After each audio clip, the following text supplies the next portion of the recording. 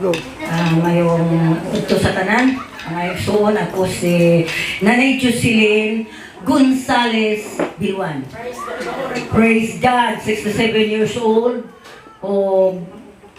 Nagpuyo ko karon sa San Miguel, Tagum City.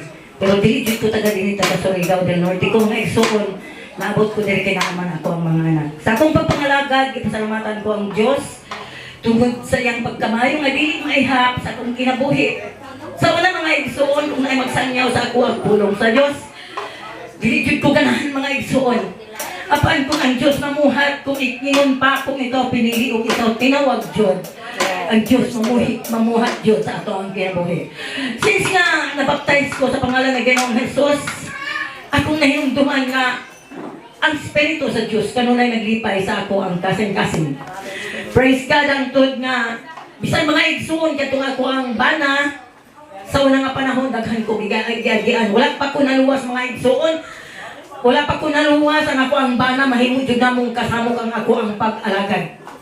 Dahil mga igsoon sa ako ang pagsimba, matagpauli na ako mga igsoon magbait na tog sundang. Praise God. Hallelujah. O ako sa gigamhan ko sa Espiritu sa Dios nga wala jud ako gibati ang kahadlok. So bisan taliwala sa iyang kaisog. Praise God. Katagan sa ko kaisog sa Dios.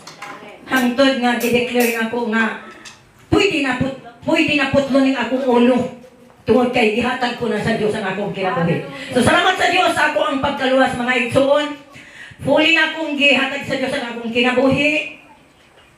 Wala ko nagduha-duha tungod kay nasayod ko nga ang Dios tamanan, ang Dios mamuhat Dios sa akong kinabuhi.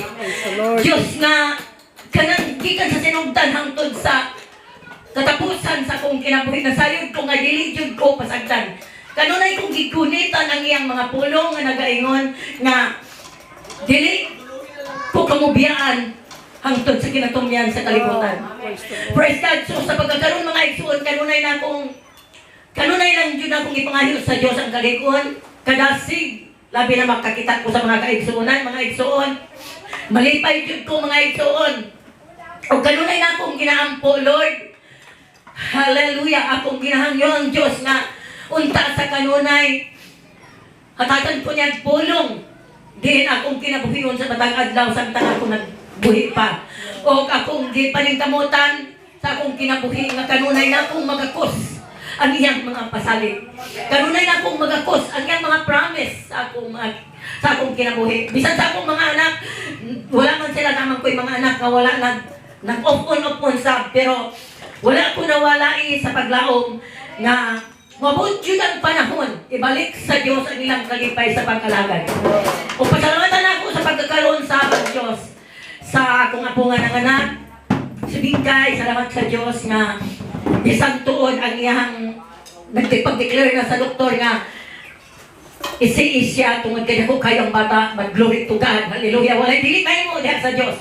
Praise God. Mga igsoon dili lalim.